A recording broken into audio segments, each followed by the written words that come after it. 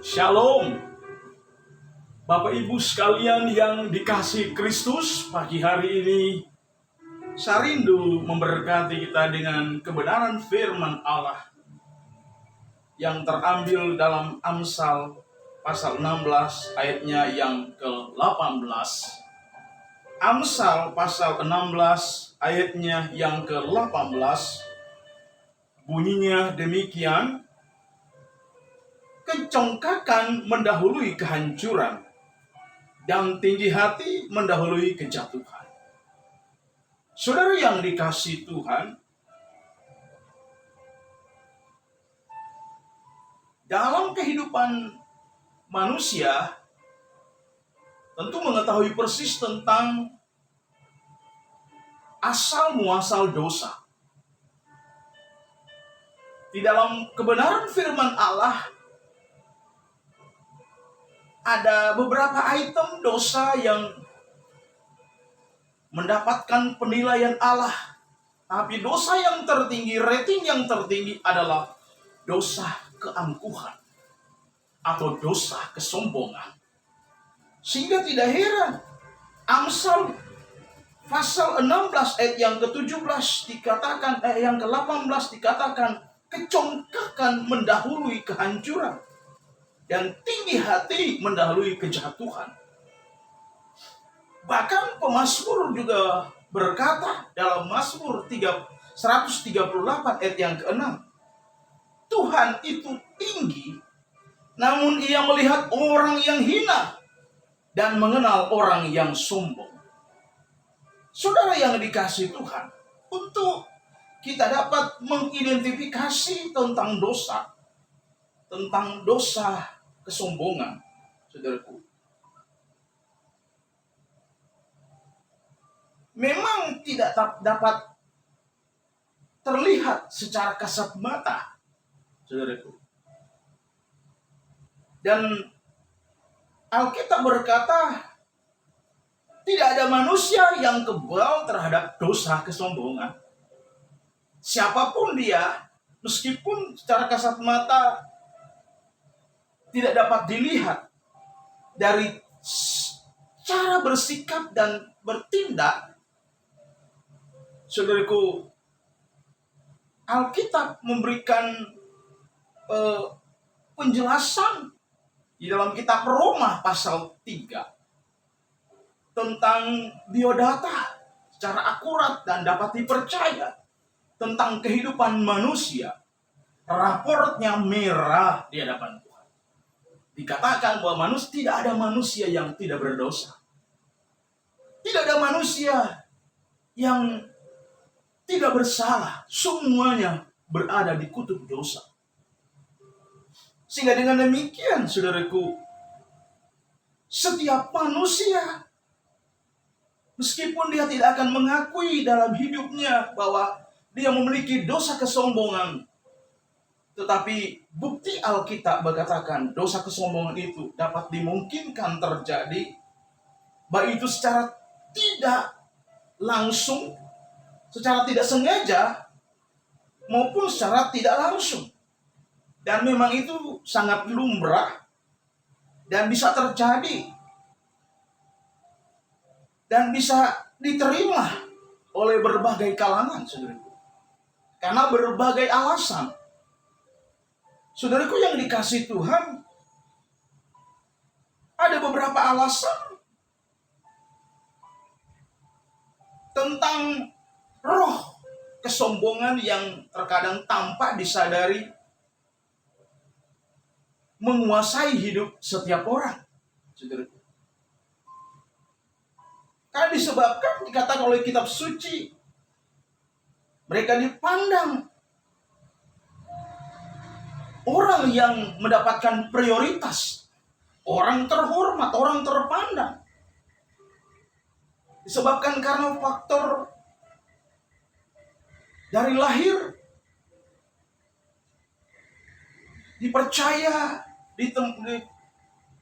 sebagai seorang pemimpin, dipandang Karena faktor keberhasilan pula, saudaraku, dalam segala bidang kehidupan. Tetapi saudara yang dikasihi Tuhan, bagi Allah, dosa kesombongan itu adalah sungguh Allah sangat benci karena memiliki berbagai alasan. Kita tahu bersama dalam kitab Wahyu pasal 4 ayat yang ke-11 dikatakan oleh seorang rasul, itu Rasul Yohanes, diungkapkan oleh Allah dalam kehidupan seorang rasul, bahwa yang layak dipuji, yang layak disanjung, yang layak disembah hanya Allah saja. Manusia kalau hidup, beraktivitas sesuai dengan talenta yang Tuhan beri, dipercaya di tempat-tempat strategi, dari berbagai strata kehidupan, semua hanya oleh anugerah. Itu perlu disadari. Karena itu, mengapa Allah sangat benci terhadap dosa kesombongan? Sebab akar dari segala dosa, nomor satu adalah dosa kesombongan. Saudaraku, bahkan di dalam kitab suci dilukiskan tentang dua pribadi. Yang pertama, orang yang memiliki kualifikasi hidup secara spiritual, secara rohani. Orang yang mumpuni, yang dilihat dengan kasat mata. Tetapi dari pandangan Tuhan tidak demikian. Dalam Lukas 18 ayat 9 sampai ayat 14, satu contoh di sana tentang dua pribadi. Yang satu adalah seorang Farisi. Dia berdoa kepada Tuhan. Dia menunjuk kesalahan orang. Aku tidak seperti dia. Ada doa tapi dengan gaya hidup sombong. Dia menunjuk kepada kehidupan seorang yang namanya pemungut cukai. Mendapatkan biodata dia adalah orang berdosa. Tapi sikap yang rendah hati yang ditunjukkan oleh si pemungut cukai, justru itu dihargai, diapresiasi oleh Allah Roh Kudus itu sendiri. Kita boleh baca dalam Lukas pasal 18 ayat 9 hingga ayat 14. Saudaraku, si Farisi memposisikan diri sebagai orang yang benar. Tetapi justru penilaian Allah sebaliknya. Saudaraku, dia hidup dengan gaya hidup yang sombong, mengungkapkannya di hadapan Allah. Ada contoh konkret yang dicatat dalam Alkitab tentang dosa kesombongan. Mulai zaman perjanjian lama dalam Kejadian pasal 1 ayat yang kedua. Di sana dikatakan dalam ayat yang pertama, waktu Tuhan menjadikan langit dan bumi beserta segala isinya, semua sempurna adanya dan baik pada pemandangan mata Tuhan. Tapi masuk dalam ayat yang kedua dikatakan Roh Allah melayang-layang. Dalam artian bahwa kita tahu ada kekuatan di luar kekuatan ilahi, di luar kekuatan Allah itu sendiri. Itulah roh Lucifer yang diatributi dengan malaikat yang pernah menjadi mitra dengan Allah, mitra kerja dengan Allah. Tapi karena kesombongan rohaninya, dia dijatuhkan ke bumi. Itu ditulis dalam Yesaya 14 ayat 12 hingga ayatnya yang ke-15. Saudaraku, dia adalah malaikat yang diperkerubium Allah, yang dipercaya menjadi sangkor sebagai pemimpin, sebagai seorang kos yang dipercaya oleh Allah tetapi dia memiliki roh kesombongan, ingin menyamai yang Maha Kuasa. Dia ada memiliki roh Babel, roh yang kacau balau. Saudaraku, tidak heran Tuhan campakkan dia, jatuhkan dia, saudaraku. Dia berubah jadi setan, saudaraku. Dalam malaikat yang baik, tapi karena berontak terhadap Allah, ingin menyamai yang Maha Kuasa, saudaraku, sehingga dia dicampakkan oleh Allah, dibuang oleh Allah, karena malaikat itu tidak berguna, saudaraku. Bahkan dalam Kejadian pasal 3 ayat yang keempat hingga ayat yang kelima, roh daripada Lucifer, roh setan yang mengganggu ketenangan orang-orang yang dipercaya Allah di Taman Firdaus, di Taman Eden.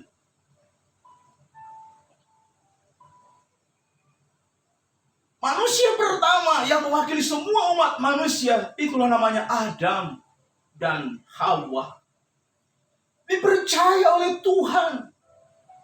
Ketika ditempatkan di taman di Eden yang Tuhan hanya bilang, jangan engkau memakan tentang buah pengetahuan baik dan jahat. Tapi justru sebaliknya. Adam yang mewakili kaum pria, sudah sebagai seorang imam, dititipi Tuhan supaya di tangannya otoritas sebagai kepala, sebagai imam dalam keluarga. Dalam Kejadian 2 ayat yang ke-17, Tuhan mewanti-wanti.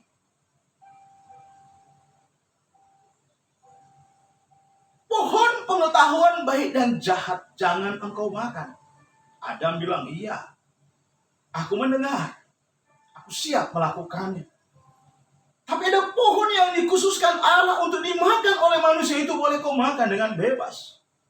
Tapi masuk dalam Kejadian bab 3 ayat 4 dan ayat yang kelima, iblis datang, saudaraku, berdialog dengan Hawa. Saudaraku, dia tanamkan kepada manusia pertama, ibu dari segala wanita pertama di dunia, itulah ibu Hawa. Engkau akan menjadi sama seperti Allah, tahu tentang baik dan jahat. Yang kita garis bawahi, engkau akan menjadi sama seperti Allah, sama dengan Allah, saudaraku. Dosa, ambisi itu boleh, tapi jangan ambisius. Roh kesombongan menginginkan tahta yang tinggi, menyamai yang Maha Kuasa, itu yang dibenci oleh Allah. Belum lagi dalam Kejadian bab 11 ayat 1-9, Nimrod yang merintis pembangunan pencakar langit atau menara Babel, saudaraku. Dia juga berambisi dengan maksud dia membangun menara Babel sampai ke langit, supaya bangsa di seluruh dunia tidak terserak berserakan. Yang kedua, bangsa di dunia ini hanya satu bahasa. Padahal kerinduan Allah dalam Kejadian pasal 1 ayat 26-28, supaya manusia itu berkembang biak dari berbagai suku bangsa. Tapi diamputasi oleh Nimrod. Dia perkecil pemahaman kerdil, saudaraku. Kualifikasi hidup manusia yang diberikan potensi oleh alam Kejadian 1 ayat 26-28 diamputasi oleh Nimrod. Di sanalah Tuhan obrak-abrik. Tuhan obrak-abrik. Apa yang digagas oleh Nimrod gagal total, saudaraku. Dia sempat membangun menara Babel, eyangnya daripada Kita tahu bersama raja-raja yang pernah menguasai dunia di zaman perjanjian lama. Itulah eyangnya Nebukadnezar, Neo Babylon, dengan segala kemegahannya, tapi pun dijatuhkan oleh Allah ke bumi karena pemberontakannya kepada Allah. Saudaraku yang dikasihi Tuhan, Tuhan menggagalkan semua ide cemerlang dari Nimrod tadi. Dalam Kejadian 11 ayat 8 sampai 9. Karena dia mengubah keputusan Allah. Di dalam Kejadian 1 ayat 26 sampai 28. Jadi pertambah banyak dan penuhi bumi. Sementara Nimrod tidak demikian. Dalam Kejadian 9 ayat 1 sampai 14. Sasaran utama Nimrod adalah supaya dia dikenal. Yaitu dia cari nama, saudara. Dalam Kejadian 11 ayat 4. Roh ini adalah roh kesombongan. Kakak dari segala kejahatan, nomor wahidnya adalah roh kesombongan, roh keangkuhan. Bukankah dalam strata hidup, dalam kehidupan sehari-hari, kita manusia akan menemukan di antara kita saling menilai satu dengan yang lain. Meskipun tidak dicetus melalui tutur lisan, tapi dengan sikap kita saling menilai satu dengan yang lain. Ini ada roh kesombongan. Karena itu Tuhan mengikis itu semuanya. Alkitab memberikan penelaran secara gamblang supaya manusia tidak kebablasan, tetap di bawah kontrol Allah. Alkitab berkata kecongkakan mendahului kehancuran, saudaraku. Dalam Amsal 16 ayat 8 tadi, roh sombong adalah akar dari segala dosa dan kejahatan. Persaingan tidak sehat di dalam pekerjaan karena merebut posisi. Dalam strata kehidupan manusia ada di sepanjang zaman. Kejahatan inilah yang membuat manusia pertama, itulah Adam dan Hawa, tergusur dari Taman Eden, saudaraku. Dalam Kejadian 3, 4 sampai 5. Dosa kesombongan adalah dosa yang melanda setiap orang secara universal. Dari berbagai strata yang ada. Potensi dari setiap orang terkadang dimainkan oleh si jahat. Saudaraku, tidak dapat disaingi. Ada roh iri hati. Kalau perlu untuk supaya naik level dan tingkat yang lebih tinggi lagi, menjatuhkan orang di bawahnya yang berseiring dengan kehidupannya. Orang yang benar, yang seharusnya benar adalah beriring bareng, memiliki kualifikasi hidup yang bersama, punya potensi masing-masing. Ada yang menjadi lengan, ada yang menjadi kaki, ada yang menjadi tangan, ada yang menjadi juru bicara. Itu lengan-lengannya Allah yang perlu dihargai dan dihormati. Saudaraku, karena itu orang-orang yang pamer karena pencapaiannya dalam Amsal 27 ayat 2. Padahal mereka lupa semua hanya oleh anugerahnya saja. Yang kedua, menganggap lebih berohani dari yang lain. Kata dari Nabi Mika pasal 6 ayat yang ke-8. Yang Allah mau agar manusia seharusnya rendah hati. Di dalam Mazmur 36 ayat 1 sampai ayat yang ke-4. Yang ketiga, terkadang suka menyerang pembicaraan. Model seperti ini ketika kita sedang bertutur lisan saling curhat, share, lantas dipotong, itu menandakan orang itu bukan orang yang rendah hati. Saudaraku yang dikasih Tuhan, mengucapkan kasih. Banyak kali kita berkata, aku mengasihi engkau, tapi praktek hidup orang di seputar kita yang sedang menderita, kita hanya menjadi penonton saja. Hanya berkata kasihan, tapi kita tidak berbelas kasihan. Bukti konkret. Firman Allah berkata dalam 1 Korintus 13 ayat yang ke-13, yang paling besar dari semua itu adalah kasih. Haleluya, saudaraku. Yang kelima, orang itu terus-menerus berbicara. Ia tidak memberi kesempatan kepada yang lain. Sebenarnya yang perlu dalam hidup dalam kitab Yakobus pasal 1 ayat 19 sampai 21 adalah 3 hal yang perlu dimiliki untuk meredam setiap problem masalah. 3 perkara. Adalah kita sharing, saling berbagi satu dengan yang lain, bukan mendominasi. Yang kedua, kita care. Kita sejalan. Kita sehati. Setelah care, saudaraku, kita ada enjoy di dalamnya. Kita ada ketenangan, kita ada kedamaian, kita ada kebahagiaan, saudaraku. Jadi refleksi, apa solusi agar kita tidak dapat terjebak dengan dosa kesombongan? Yang pertama, kita sadar bahwa kita ada karena anugerahnya saja, saudara.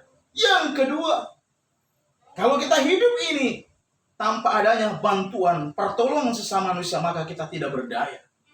Berarti apa? Kita butuh partner, kita butuh unity, supaya lebih solid dalam bekerja. Yang ketiga, potret kepada Tuhan Yesus. Dia Allah, tapi dia tidak menganggap kesetaraan dengan Allah yang harus dipertahankan, melainkan dia mengosongkan diri menjadi manusia dan serupa seorang hamba. Dengan maksud dan tujuan apa, saudara? Tuhan meninggalkan tahta surgawi, dia datang, saudara, dengan maksud dan tujuan yang mulia, pekerjaan yang paling besar yang dilakukan oleh Tuhan Yesus. Dia menjadi dolos, menjadi pelayan. Contoh, dia mencuci kaki murid-muridnya. Yang lebih hebat lagi, pelayanan kasih yang tidak bisa kita balas. Dia memberikan nyawanya, darahnya, menebus dosa kita umat manusia. Itulah contoh kerendahan hati kita berpotret kepada Tuhan kita Yesus Kristus. Maukah kita melakukannya, Bapak Ibu saudara-saudara yang kasih dalam Tuhan? Tentu sebagai umat Allah, ketika ditanya kita berkata, aku mau Tuhan melakukan itu. Aku mau belajar hidup rendah hati di hadapan Tuhan. Aku tidak mau terpaut sebagaimana Nimrod meninggalkan sejarah hitam, dosa kesombongan yang ditinggalkan. Tapi kita belajar kepada Tuhan kita Yesus Kristus. Dia adalah Allah. Dia rela meninggalkan kemuliaan surga. Dia datang ke dalam dunia. Dikatakan dalam Filipi pasal yang kedua ayat 5 hingga yang ke-10. Itulah sebabnya tujuan Tuhan adalah perendah hati, supaya dunia mengenal Dia sebagai Tuhan dan Juru Selamat. Dikatakan dalam ayat yang terakhir dalam Filipi pasal yang kedua, ayat 9 dan 10, itulah sebabnya Allah Bapa sangat meninggikan Sang Putra, itulah Tuhan Yesus Kristus, supaya setiap orang, semua orang di seluruh dunia bertekuk lutut, percaya, menerima Dia, mengakui Dia sebagai Tuhan dan Juru Selamat. Demikianlah kebenaran firman Allah yang saya bagikan buat kita semua pada pagi hari ini. Kita tunduk kepala, kita berdoa kembali. Bapa surgawi, dalam nama Tuhan Yesus Kristus, kami belajar Tuhan memiliki roh kerendahan hati seperti Tuhan. Kami menyadari betul tanpa bimbingan tuntunan Roh Kudus Allah, kami juga tidak lepas dari punya roh kesombongan. Karena itu Roh Kudus bimbing, tuntun kami, baharui hidup kami dari hari ke hari. Biar Engkau semakin besar, kami semakin berkurang-kurang. Namamu dipuji, namamu dipermuliakan. Mulai cara kami bersikap dan cara kami bertindak setiap hari. Terima kasih Bapa. Meteraikan firman Allah dalam hati kami. Umat-umat Allah yang sudah mendengar firman Allah pada pagi hari. Di dalam nama Tuhan Yesus Kristus kami berdoa. Mengucap syukur. Haleluya. Amin. Tuhan memberkati kita semua. Shalom. Haleluya. Puji Tuhan.